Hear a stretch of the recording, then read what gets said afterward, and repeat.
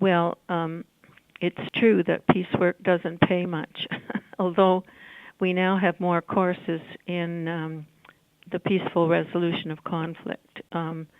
And I have visited many of the universities, Bradford and Costa Rica, and I visited the UN several times, so that there are places where people are making a living out of it. But generally speaking, when you join an NGO, as it's called, non-governmental organization, you don't do it with the hope of any reward.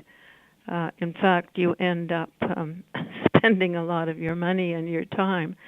But the other side of it is that you meet and talk with most wonderful people, and these people become your friends, and they're in your life, and they influence you, and they encourage you.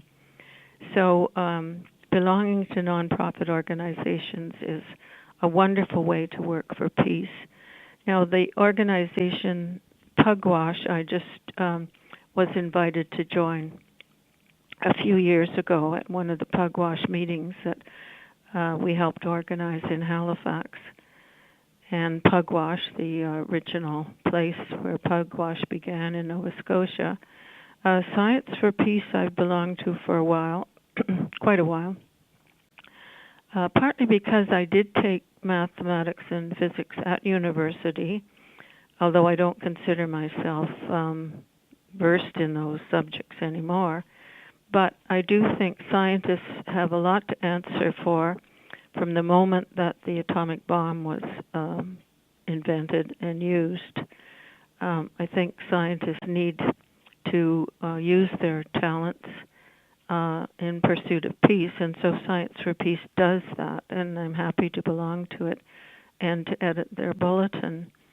Voice of Women is the organization that enabled me to go to the United Nations several times, sometimes for the Commission on the Status of Women, where you have thousands of women from around the world. You find out what they're doing and thinking. I've also been to the Conference on Disarmament in Geneva, a body that is quite ineffectual, but is responsible nevertheless for disarmament. However, disarmament's a dirty word in the United States. They can't imagine that disarmament would be helpful.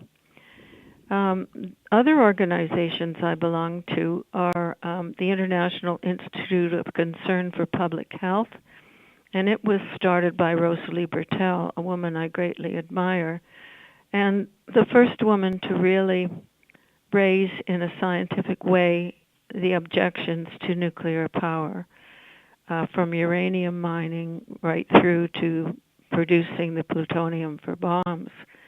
A nuclear cycle or chain that people don't recognize. We never think of the bombs when we turn on our electric light, and more of our electricity in Ontario is from nuclear power, and they want to keep it that way. So we are working against that, appearing at hearings, because they do have environmental assessment hearings on some of these things.